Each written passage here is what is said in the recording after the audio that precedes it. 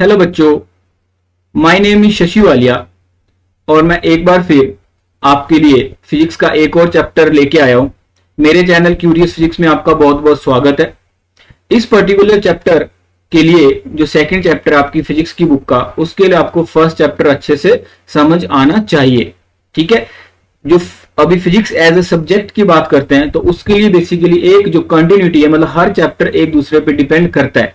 Even ऐसा भी है कि जो प्लस टू की बहुत सारी जो आपकी जो चैप्टर्स हैं वो आपके प्लस वन से भी लिंक हैं।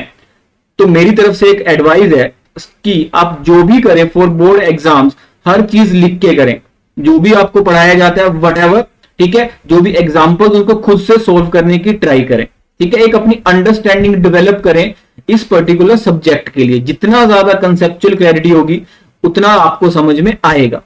ठीक है, पूरा मोटिवेटेड रहे, अच्छे से पढ़ें। ठीक है, जहां पे समझ नहीं आए उस चीज को बार बार देखें, समझे कि क्या कमी है।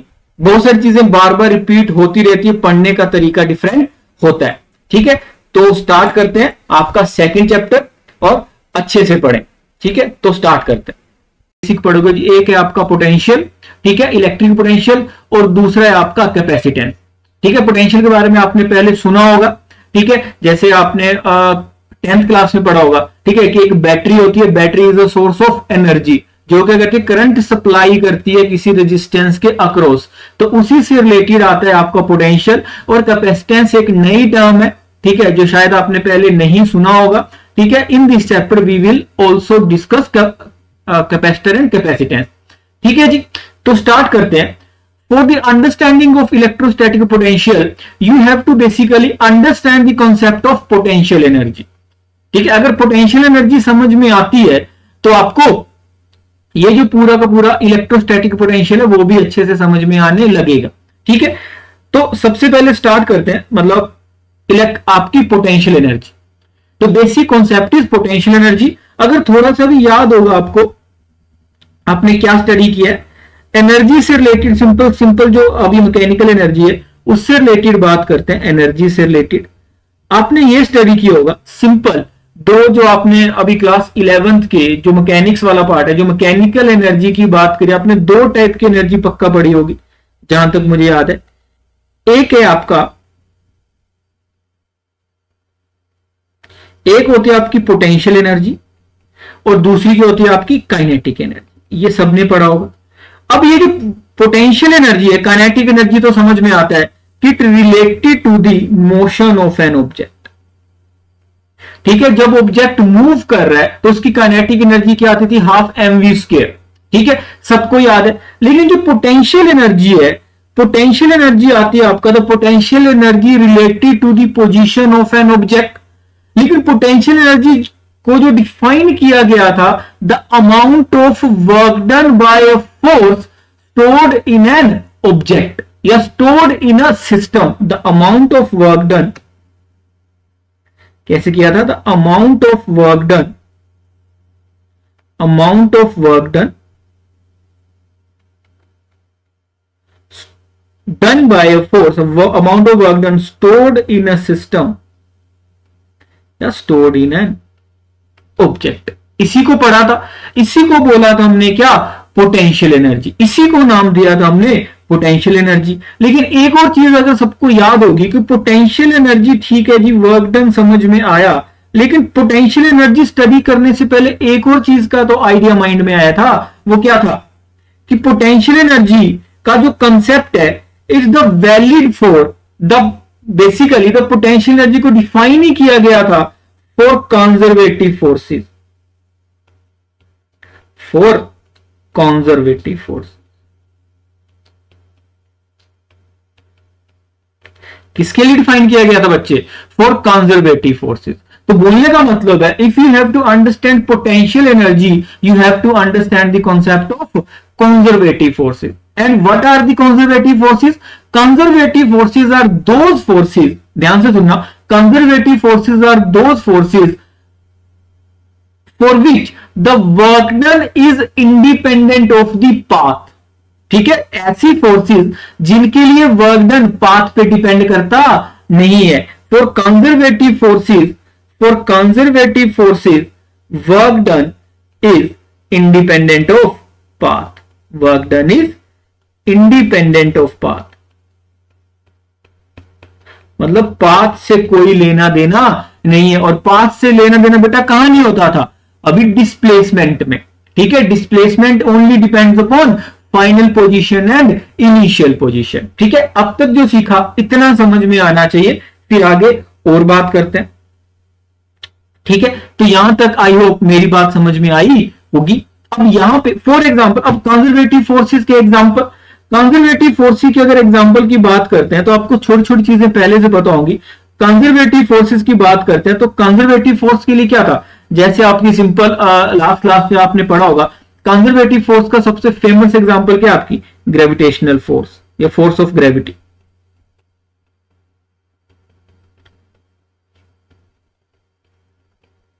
ठीक है, अब इस जो ग्रेविटेशनल फोर्स के लिए आपने पोटेंशियल एनर्जी, सिंपल आप मतलब जो अभी ग्रेविटेशन चैप्टर उसकी बात नहीं करते, लेकिन क्या स्टडी किया था ग्रेविटेशनल फोर्स के लिए? आपने ये बोला था, क्या बोला था कि किसी हाइट पे अगर किसी ऑब्जेक्ट को लेके चला जाऊं, किसी हाइट पे किसी ऑब्जेक्ट को लेके चला जाऊं, अगर सबके माइंड में होगा ये सरफेस है, mg मास, m मास के किसी ऑब्जेक्ट को अगर मैं m हाइट पे ले जाऊं तो यहां पे क्या होती थी पोटेंशियल एनर्जी? mgh। क्या होती थी पोटेंशियल एनर्जी बेटा? mgh। ठीक है, सबको याद है ये। लेकिन ये भी कंसेप्ट था कि mg क्या है आपकी? Conservative force. mg क्या है आपकी? Conservative force.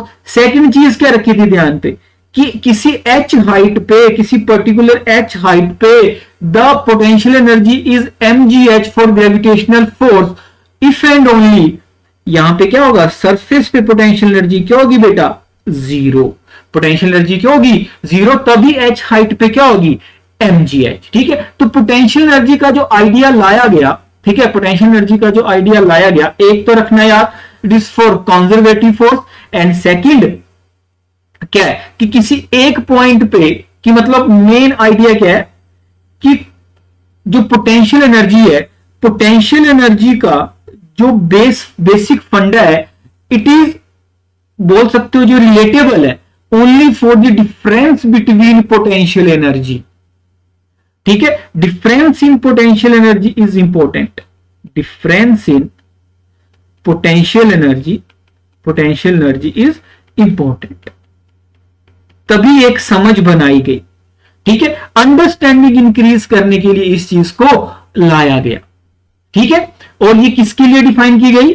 For conservative forces. Conservative forces का सबसे famous example force of gravity. ठीक है, एक और चीज आपको याद होगी, ठीक है, अभी ग्रेविटी के लिए तो mgh होती है। अगर स्प्रिंग की बात करते हैं, स्प्रिंग भी आपको थोड़ा सा याद होगा। स्प्रिंग की पोटेंशियल एनर्जी क्या होती थी बेटा? Half kx²। तो स्प्रिंग फोर्स भी कैसी फोर्स थी? F इज माइनस kx, अगर याद होगा तो आल्सो कंजर्वेटिव फोर्स। उसके लिए हमने क्या निकाली थी स्प्रिंग के केस में? Half kx², potential energy of spring. ठीक है, और एक और चीज क्या सिखाई अभी? It is the amount of work done by a conservative force stored in a system और स्टोर्ड इन दैट ऑब्जेक्ट। यहां से आइडिया आया आपका किस चीज का बेटा? कंजर्वेटिव फोर्स का। ठीक है, और उसके बाद पोटेंशियल एनर्जी का।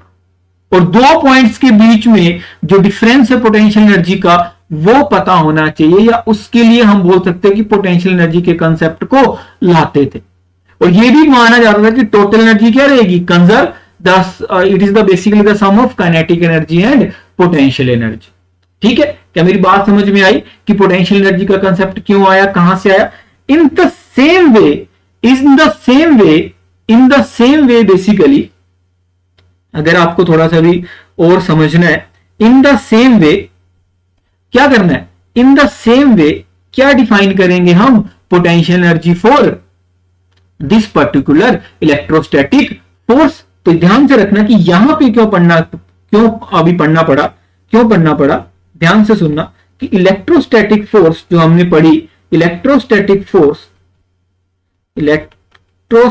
Force is also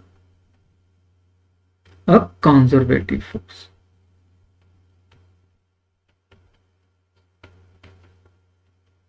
is also a conservative force. तो ये चीज है पूरी, जो अब तक की जो कहानी सुनाई उसका बेसिक पर्पज ही यही है। ठीक है, बेसिक पर्पज ही क्या है बेटा, यही है। ठीक है जी, आगे चलते हैं, थोड़ा सा और आगे चलते हैं। अब बात करते हैं यहां पे इस पर्टिकुलर चैप्टर में, इस पर्टिकुलर चैप्टर में कैसे आई आपकी पोटेंशियल एनर्जी। ठीक है, बोला गया कि एक चार्ज है, मान के चलो Q1 चार्ज है। ठीक है, उससे क्या है, बहुत दूर Q2 चार्ज, Q2 चार्ज क्या है, R डैश डिस्टेंस पे रखा हुआ है, R डैश डिस्टेंस पे रखा हुआ है। अब क्या बोला गया, इस Q2 चार्ज को क्या किया गया, आपका एक R डिस्टेंस पे लाया गया। मतलब ये इनिशियल स्टेज है, ये इनिशियल। अब क्या किया गया, Q1 चार्ज को तो ऐसे ही लिखा गया और यहां पे Q2 चार्ज को लाया गया R डिस्टेंस, और दोनों के बीच का जो गैप है R डैश माइनस, और R डैश माइनस R को क्या मान लिया हमने, R डैश माइनस R को मान लिया हमने डेल्टा R dr, ऐसा कुछ। अब क्या करना है हमें, इनिशियली इन दोनों के बीच में फोर्स कैसी है, फोर्स ऑफ रिपल्शन। तो इलेक्ट्रोस्टैटिक फोर्स कैसी है, फोर्स ऑफ रिपल्शन। यहां पे दो फोर्सेस होंगी। ठीक है, मैं सिखाऊंगा अभी, ध्यान से सुनना। इलेक्ट्रोस्टैटिक फोर्स कैसी है, इलेक्ट्रोस्टैटिक फोर्स है बेटा रिपल्शन की। कैसी फोर्स है, कैसी फोर्स है, रिपल्शन। ऑब्वियस सी बात है, सेम पोलैरिटी है तो क्या कर रहे हैं, अभी आपका रिपेल कर रहे हैं। और अगर इस पर्टिकुलर Q2 चार्ज को उठा के अगर पोजीशन चेंज करके R डैश से लेके R पे लाना है तो क्या करना पड़ेगा, अगर R पे लेके आना है बच्चे, R पे लेके आना है तो क्या करना पड़ेगा, R पे लेके आना है तो ऑब्वियस सी बात है एक एक्सटर्नल फोर्स लगानी पड़ेगी। एंड एक्सटर्नल फोर्स की डायरेक्शन क्या होगी, अपोजिट टू इलेक्ट्रोस्टैटिक फोर्स। हम निकालेंगे आगे जाके कि एग्जैक्ट वैल्यू क्या आएगी, लेकिन इतना अब तक यहां पे से अभी समझ में आया। ठीक है, तो F एक्सटर्नल क्या होगा, F एक्सटर्नल की डायरेक्शन क्या होगी, opposite to the electrostatic force. क्या होगी, opposite to the electrostatic force. ठीक है, तो इलेक्ट्रोस्टैटिक फोर्स की डायरेक्शन का ऐसे Fe, और F एक्सटर्नल कहां पे, यहां लगाना पड़ेगा, ऑब्वियस सी बात है। ठीक है, जब इसको खींच के लाना पड़ेगा तो आपको F एक्सटर्नल कहां पे लाना पड़ेगा, अपोजिट डायरेक्शन में लिखना पड़ेगा। ठीक है, क्या मेरी बात यहां तक समझ में आई है। ठीक है, अगर मैं इसका वर्क डन लिखना चाहूं, work done by external force, work done by external force, तो मैं क्या लिखूंगा, work done by external force is equal to, याद होगा वर्क डन का formula, integration of F external into D R या फिर डेल्टा आर, जो भी हम लिखते हैं। मैं क्या लिख देता हूं यहां पे, डी आर की जगह डेल्टा आर लिख देता हूं। ठीक है, पाथ से कोई लेना देना नहीं है। तो वर्क डन क्या होगा, वर्क डन को मैं सिंपल लिखता हूं, माइनस लिख देता हूं। माइनस क्यों लिखा माइनस, मैं बता दूंगा, आपकी बुक में भी ऐसे लिखा है डेल्टा आर, है ना। तो डेल्टा आर नेगेटिव आएगा कि पॉजिटिव आएगा। ठीक है, फाइनल पोजीशन क्या है, फाइनल पोजीशन क्या है, आर। ठीक है, तो अभी डिस्प्लेसमेंट हुआ कितना, final position minus initial position, final position minus initial position. ठीक है, तो डेल्टा आर जो यहां पे है, ठीक है, वो क्या होगा आपका, नेगेटिव। नेगेटिव होगा क्यों, क्योंकि उस क्या हुआ, डेल्टा आर यहां पे जो लिखा है, ठीक है, वो तो आर डैश माइनस आर है, लेकिन यहां पे जो डेल्टा आर है उसकी वैल्यू क्या है, तो वो obviously delta R is equal to final position R minus R dash, और फाइनल पोजीशन छोटी है किसके कंपैरिजन में, इनिशियल के। That's why this. अगर आपसे कोई पूछे वर्क डन बाय क्या, work done by electrostatic force, ये तो था एक्सटर्नल फोर्स की वजह से। अगर आपसे कोई work done by electrostatic force, तो आपका अपोजिट होगा किसका, एक्सटर्नल, क्योंकि एक्सटर्नल फोर्स की डायरेक्शन ये है और उसकी डायरेक्शन वहां पे, तो is equal to negative of work done by external force. ठीक है जी, आई होप यहां तक मेरी बात थोड़ी सी समझ में आई होगी। ठीक है, अब यही वर्क डन स्टोर हुआ किस फॉर्म में? पोटेंशियल एनर्जी की फॉर्म में। ये ऐसे तो अभी डिफाइन किया कि इलेक्ट्रोस्टैटिक फोर्स कैसी फोर्स है, electrostatic force is a conservative force and that's why the external जो वर्क डन है या एक्सटर्नल फोर्स में जो वर्क डन किया या सिस्टम पे जो वर्क डन हुआ वही स्टोर हुआ इन द फॉर्म ऑफ आपका क्या? Potential energy. तो मान लिया ये वाला पॉइंट मान लिया आपका आर जब ये इस पे था और ये वाला पॉइंट मान लिया आपने पी, तो क्या हुआ आपका? This work done is also equal to final potential energy minus initial potential energy. इतना अब तक याद रखना है।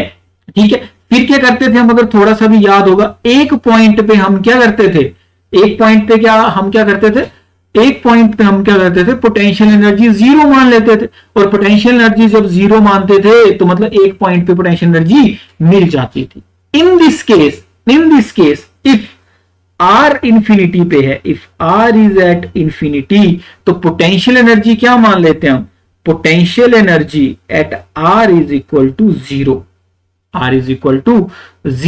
और तो पोटेंशियल एनर्जी पी क्या आ जाएगा? वर्क डन कितना आ जाएगा आपका? If you R is equal to zero then this work done is equal to, work done कितना आ जाएगा बेटा? वर्क डन आ जाएगा किसके बराबर? वर्क डन आ जाएगा आपका किसके बराबर? वर्क डन आ जाएगा यूपी के बराबर।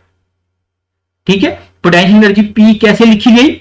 जब हमने इंफिनिटी पे क्या माना? पोटेंशियल एनर्जी को जीरो माना। इसलिए बेटा मतलब क्यों ऐसा किया गया? Because the difference of potential energy is important to us. Difference पे ज्यादा बात होती है आपका। किस चीज पे बात होती है बेटा? डिफरेंस पे ज्यादा बात होती है, उसके अलावा कोई बात नहीं होती है। ठीक है, पोटेंशियल एनर्जी एक पॉइंट पे तो डिफाइन करते हैं, लेकिन ये कब किया होता है? जब आपने किसी पॉइंट पे जीरो माना होता है। ठीक है, जैसे हमने ऊपर किया जो अभी ग्रेविटेशनल फोर्स है, वहां भी क्या किया हमने? सरफेस पे जीरो मानते हैं तभी किसी पॉइंट पे mgh आता है।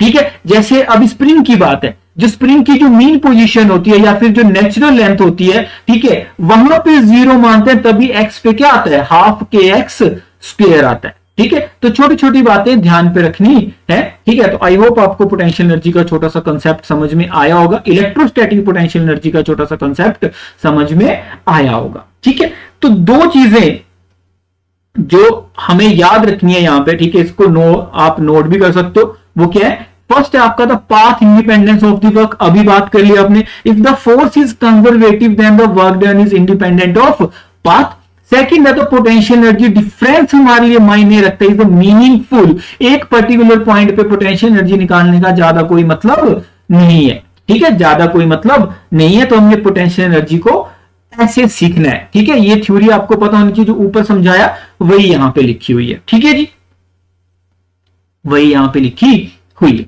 ठीक है, अब आता है नेक्स्ट टर्म जिसको बोला इलेक्ट्रोस्टैटिक पोटेंशियल। इलेक्ट्रोस्टैटिक पोटेंशियल क्या है?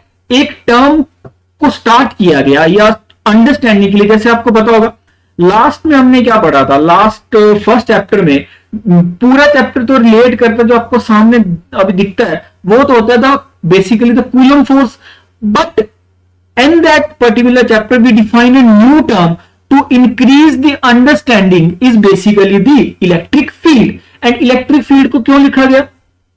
बोला कि जैसे जैसे दूसरे चार्ज को इंक्रीज किया जाएगा तो क्या होगा? आपका फोर्स इंक्रीज होती जाएगी। तो एक टर्म लाई गई जिसको बोला इलेक्ट्रिक फील्ड फोर्स पर यूनिट चार्ज, कि जैसे जैसे आप, अगर याद करना है, जैसे आपको कोई पर्टिकुलर चार्ज रखा, मान के चलो बड़ा चार्ज है क्यू, ठीक है, उसकी किसी पॉइंट पे इलेक्ट्रिक फील्ड आपको पता होता है क्या होती है। ठीक है, मैंने क्या किया? एक Q1 चार्ज लाया, तो अब फोर्स क्या होगी? अभी Q इंटू ई, तो इलेक्ट्रिक फील्ड आपको पहले से पता है। अब मैं चार्ज की वैल्यू बदल देता हूं, Q2 कर देता हूं, तो क्या हो जाएगी? फोर्स हो जाएगी आपका E इंटू Q2। तो जैसे जैसे आप Q1 Q2, यहां पे इलेक्ट्रिक फील्ड आपको पता है, ठीक है, क्या होगी? 1/4 pi epsilon naught Q by R square. अगर ये R अभी डिस्टेंस है तो फोर्स क्या लिखूंगा मैं पहले केस में? Simple E into Q1। दूसरे केस में क्या लिखूंगा मैं? Force E into Q2। तो बेसिकली मैं कर क्या रहा हूं? जैसे जैसे चार्ज की वैल्यू इंक्रीज होती जाएगी ना बेटा, वैसे वैसे क्या होता जाएगा, जैसे जैसे चार्ज की वैल्यू इंक्रीज होती जाएगी, क्या इंक्रीज होता जाएगा, फोर्स इंक्रीज होती जाएगी। तो हम क्या कर लेते हैं, सिंपल इलेक्ट्रिक फील्ड एक पॉइंट पे हमें पता है, ठीक है, सिंपल जैसे जैसे वहां पे टेस्ट चार्ज की वैल्यू अभी रखते जाएंगे, क्या होता जाएगा आपका, सिंपली क्या होता जाएगा बेटा, फोर्स की वैल्यू इंक्रीज होती जाएगी। तो वैसे ही हमने एक और चीज को डिफाइन कर लिया यहां पे, इलेक्ट्रोस्टैटिक पोटेंशियल, जिसको बोला गया the amount of work done in bringing a unit positive charge from infinity to that point in the electric field without any acceleration. मतलब विदाउट एनी एक्सेलरेशन का बहुत ही स्लोली, बहुत ही धीरे धीरे क्या कर लिया हमने, बहुत ही धीरे धीरे उस चार्ज को लाए। तो हमने क्या किया, एक टर्म डिफाइन करी जिसको बोला पोटेंशियल। क्या बोला बेटा, पोटेंशियल। पोटेंशियल को क्या बोला हमने, the work done by test charge या पर यूनिट चार्ज। एक टर्म लाई गई जिसको क्या बोला गया बेटा, इलेक्ट्रोस्टैटिक पोटेंशियल।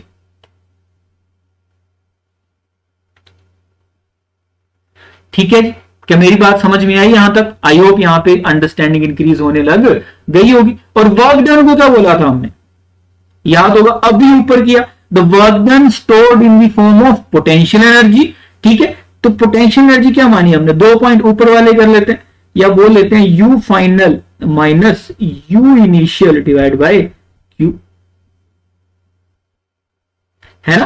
तो इसको बोला हमने वी को, ए को V final minus V initial divide by, simple इसको क्या बोला, simple V final minus V initial. Change in potential, change in potential जिसको क्या बोला हमने, इलेक्ट्रोस्टैटिक पोटेंशियल। क्या मेरी बात समझ में आई? और हमने क्या बोला, इंफिनिटी पे अगर पोटेंशियल एनर्जी 0 रख दी, ठीक है, अगर आपसे कोई पूछे पोटेंशियल क्या होगा किसी अभी पी पॉइंट पे मान बात कर लेते हैं, ठीक है, तो सिंपल क्या होगा आपका, अगर पोटेंशियल एनर्जी इंफिनिटी पे 0 है तो सिंपल क्या बन जाएगा, एक पॉइंट पे वही आपका पोटेंशियल आ जाएगा। तो एक पॉइंट पे पोटेंशियल लिख सकते हो, लेकिन कब लिख सकते हो, जब इंफिनिटी पे क्या माना होगा, 0 इज इक्वल टू वीपी में लिख देता हूं। ठीक है, ठीक है, ये कब लिखा, इसको इसकी थोड़ी सी अंडरस्टैंडिंग कर लेते हैं। वी फाइनल या सिंपल वी कब लिखा, जब if potential at infinity is 0 हमने माना। क्या मेरी बात समझ में आई यहां तक? एक पर्टिकुलर पॉइंट पे इलेक्ट्रोस्टैटिक पोटेंशियल होता क्या है, कितना काम करना पड़ा उस चार्ज को लाने में, और उस चार्ज को लाने से रोकेगा कौन, उस चार्ज को लाने से रोकेगा, सिंपल सी बात है, इलेक्ट्रिक फील्ड, या इलेक्ट्रिक फील्ड की वजह से जो फोर्स ऑफ रिपल्शन आएगी। ठीक है, नहीं समझ में आया, फिर से अभी बताता हूं, ठीक है, और अंडरस्टैंडिंग इसकी इंक्रीज करते हैं। अगर नहीं समझ में आया थोड़ा सा, तो बोलने का मतलब है कि अगर कोई चार्ज रखा है यहाँ पे Q1, तो वो तो इलेक्ट्रिक फील्ड फेंकेगा ना हर जगह।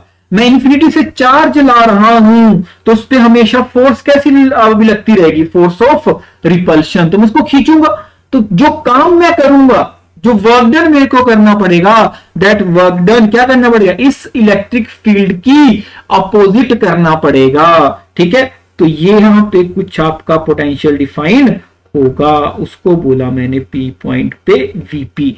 लेकिन ये कब बोला, जब इंफिनिटी पे पोटेंशियल क्या होगा, 0। ये हमेशा याद रखना है, डेफिनेशन पता होनी चाहिए।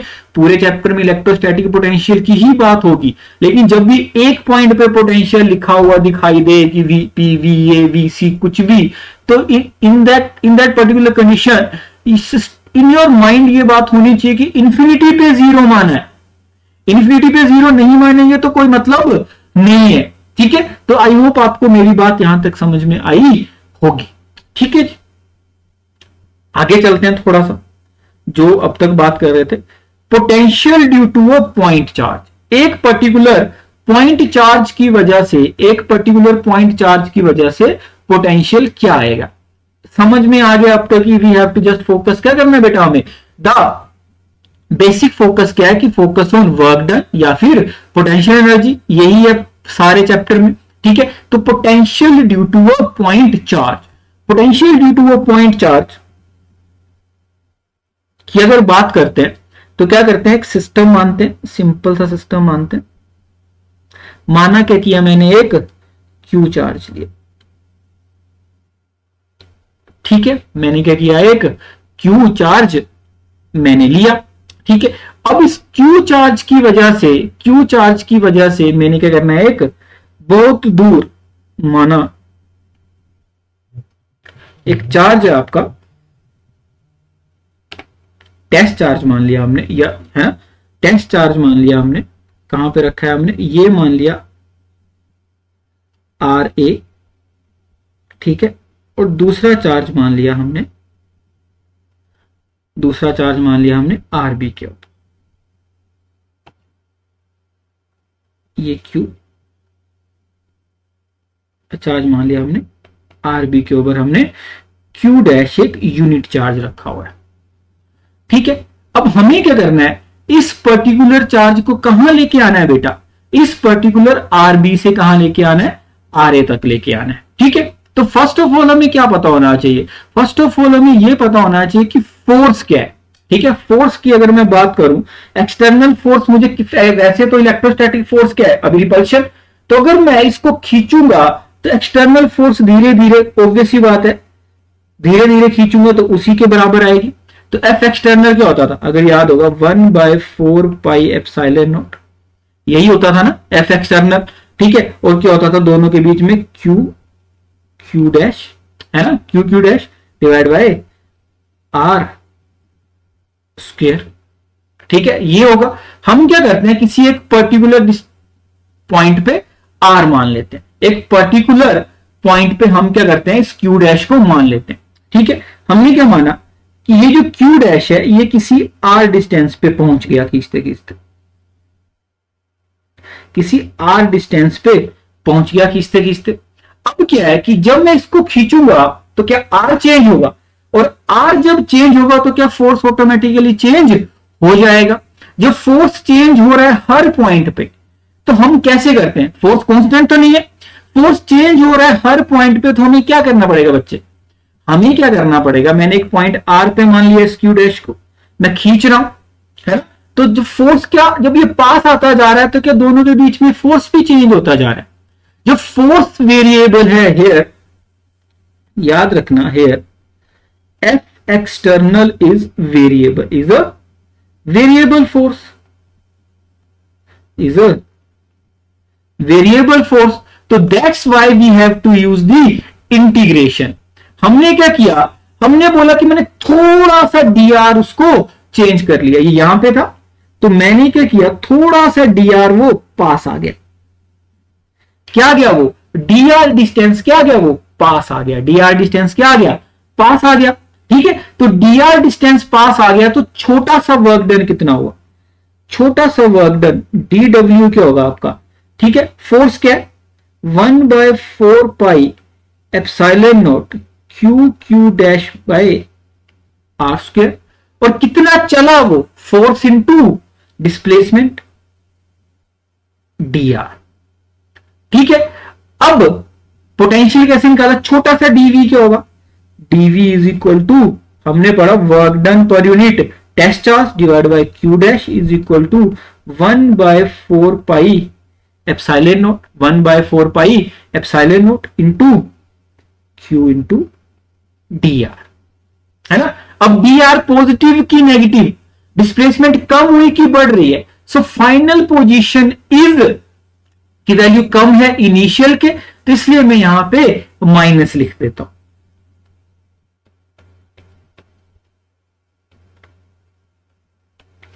मैं लिख देता हूं यहां पे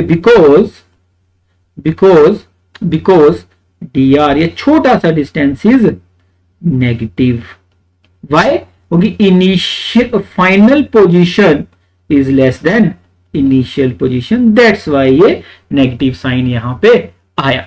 क्या मेरी बात यहां तक समझ में आई, ठीक है जी। अगर मेरी बात यहां पे समझ में आ गई तो आगे चलते हैं। फिर अगर मेरी बात थोड़ी सी समझ में आई यहां पे, तो अब क्या करना है, हमें इंटीग्रेट करना है। क्या करना है, इंटीग्रेट करना है। तो क्या होगा, पोटेंशियल, तो पूरा पोटेंशियल V में इसको लिख सकता हूं।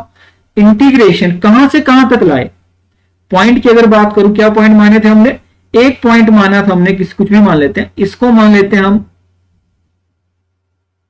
आर पॉइंट और इसको मान लेते हैं हम फाइनल पोजीशन आपकी पी पॉइंट। तो कहां से लाए हम, आर से लेके पी तक लाए, आर से लेके कहां तक लाए बच्चे, पी पॉइंट तक, ठीक है।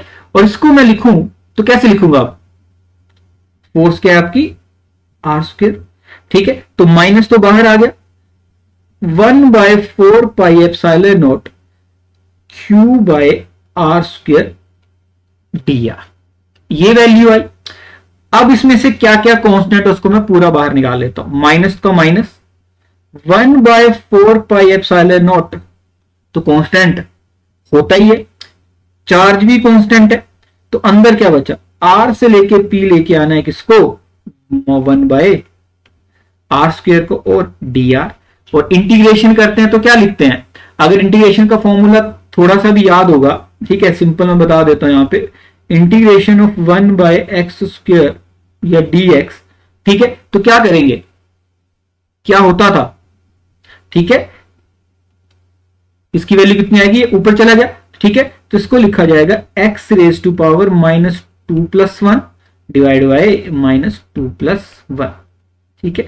तो उसी से रिलेटेड यहां पे लिखूंगा -1/4 pi epsilon naught, -1/4 pi epsilon naught, Q charge तो है ही, कहां से कहां लेके गया बेटा, आर से पी तक लेके गया, ठीक है। अब ये इंटीग्रेशन का साइन हट जाएगा, इंटीग्रेशन का साइन हट जाएगा तो क्या होगा, इंटीग्रेशन का साइन जब हट जाएगा बच्चे तो क्या लिख सकता हूं मैं, सिंपल इस फॉर्मूले की वजह से क्या लिख सकता हूं मैं, R raise to power -1 divide by, क्या लिखूंगा, R raise to power -1 divide by -1, minus minus plus हो जाएगा, और क्या लिख सकता हूं मैं, 1/4 पाई एप्सिलॉन नॉट, ठीक है, ये फिर नीचे आ गया तो 1/r raise to power r से लेके p तक, ठीक है। यहां तक आई थिंक सबको समझ में आ रहा होगा, ठीक है। और जब मैं upper limit minus lower limit लिखूंगा तो इसको क्या लिखूंगा, 1/4 pi epsilon not 1 upper limit minus 1